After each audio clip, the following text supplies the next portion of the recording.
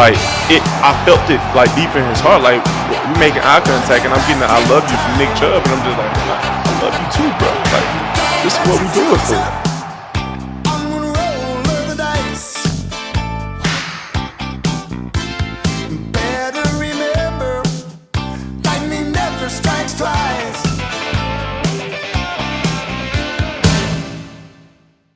What we saw on Thursday night in Cleveland, which will forever be known as the Snow Globe game, was one simple thing: galvanization. By no means was he exceptional. He lost a fumble, he threw a really bad interception, but the guy played with heart, and heart is the one ingredient that has been sorely missed in this squad since late last 2023. With Jameis, you're going to get everything he has every single week, and that can lead to some spectacular moments. But more than anything, his unwavering faith in himself and in his teammates gets the best out of everyone.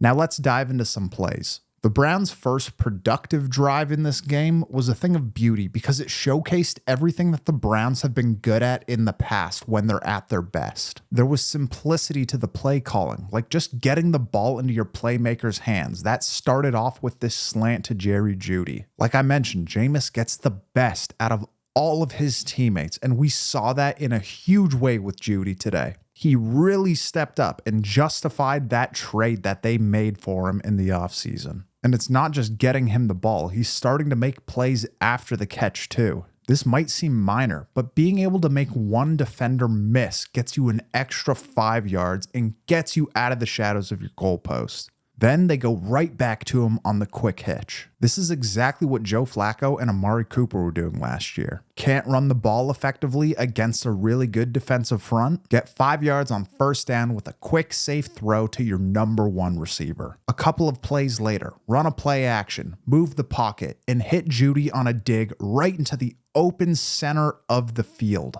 Now you've got the defense playing honest. You've passed to open up the run. So give the ball to Jerome Ford out of the shotgun.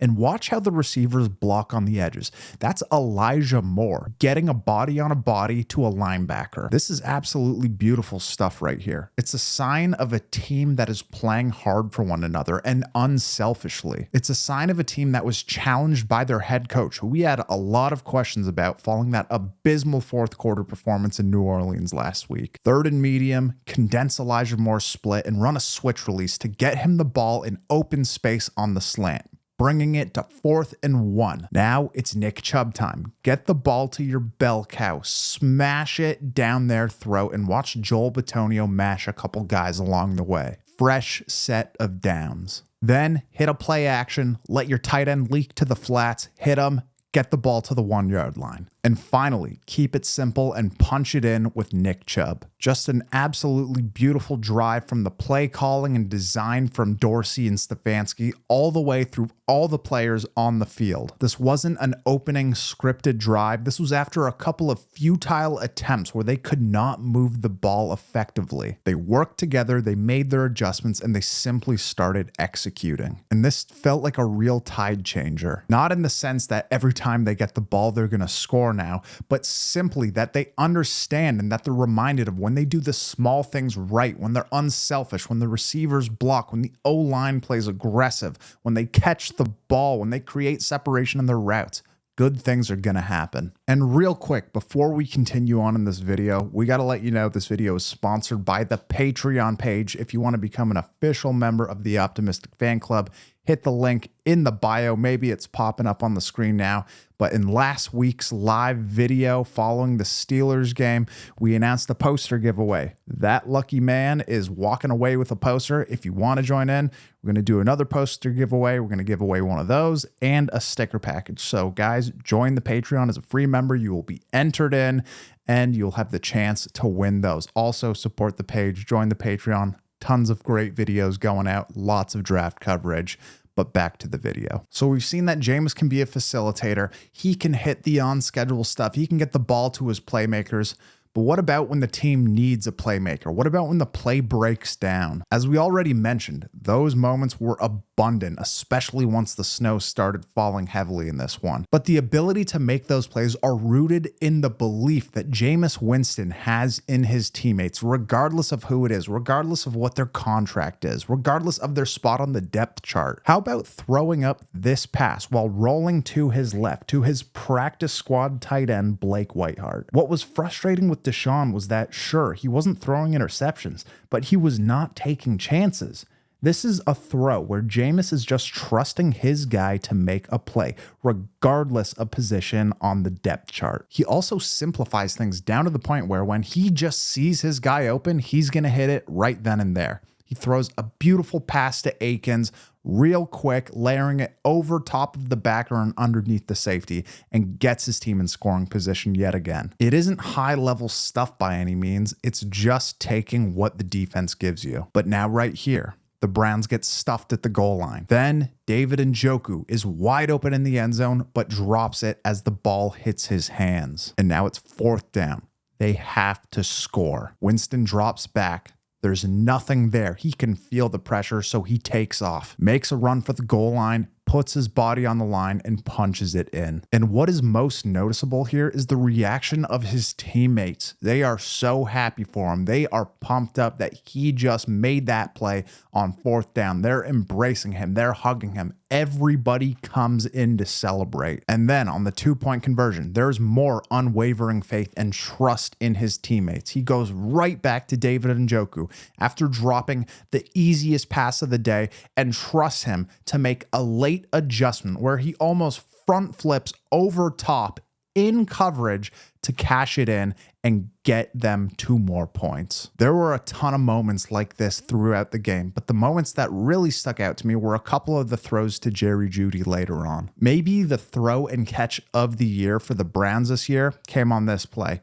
Jameis, once again, flushed out of the pocket, rolling to his right, and he hits Jeudy perfectly, throws the perfect ball in tight coverage. And there's no margin for error on this play. If it's underthrown, it's an interception. If it's overthrown, it's an interception. If Jeudy doesn't catch it clean and he bobbles it, it could be an interception or at best an incompletion. But together, in the snow, they trust one another, they make the play. Later on the game-winning drive, he hit Jeudy on 2 separate occasions. One came on a critical 4th down where him and David Njoku go out the stack release, Jeudy runs the quick out, he gets hit in the flats, and the drive stays alive. Then a couple plays later, it's 3rd and 7. Jeudy runs a speed release climb route, has a beautiful stair step to create separation, and Winston throws a good ball to keep the chains moving. All of this, the willingness and the faith to respond after a strip sack, after interceptions, after Pittsburgh scores 2 times very quickly. That is what is going to be memorable about this game. And the joy that they had for one another after Nick Chubb punches that game-winning touchdown in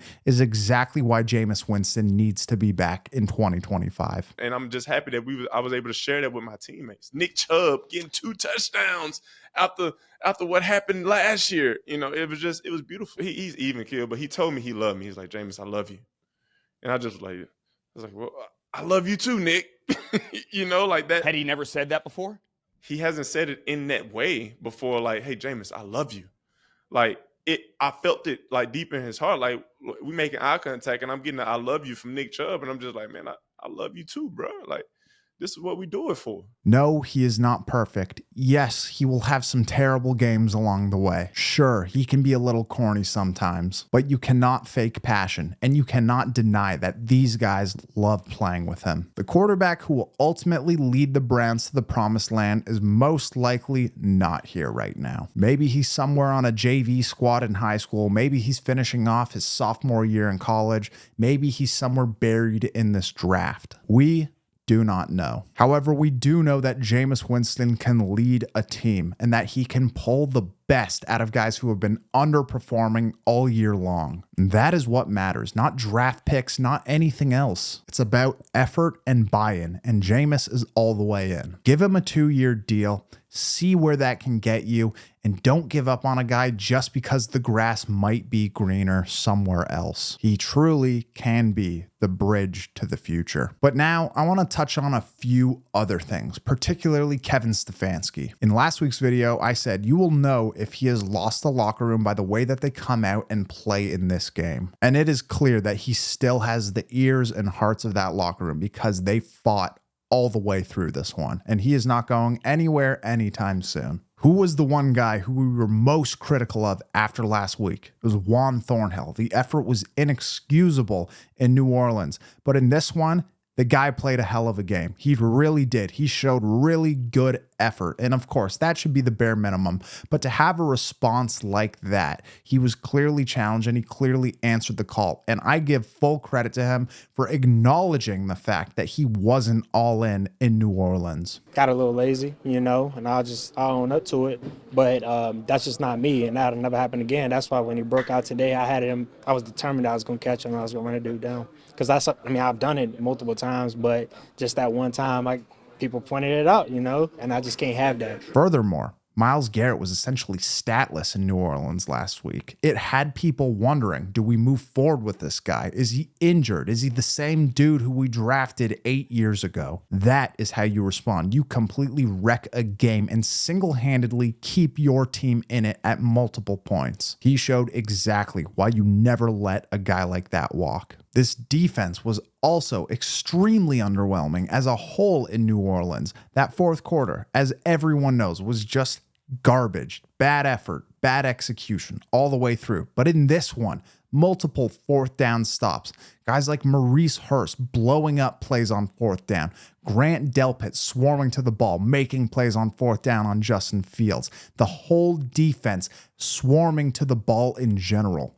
It was a beautiful thing, and it just goes to show what this team can be when they are fully bought in, when they are fighting all the way to the bitter end. And don't minimize this in any way. Don't say, oh, they're at home, it's the conditions, it's a divisional game, they always get up for it. That was a response. Regardless of who this team was going to be, I believe they would have came out and fought like that.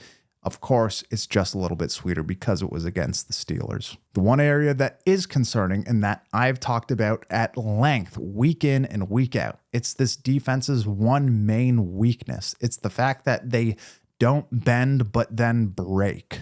The deep shot, the big play. That is where this team gets exposed. These are things that I believe can be worked through, but they're going to have to be worked through if the Browns want a chance to knock off Denver. But with these guys playing the way that they've played 2 of the last 4 games with Jameis Winston leading the team, I really think anything is possible at this point. And this is what I was saying when I said losing is never worth it. It is not worth a draft pick. It is not worth an unproven player. Momentum and culture building is what this team needs. And if they can carry that into 2025 with a true leader behind center, who knows?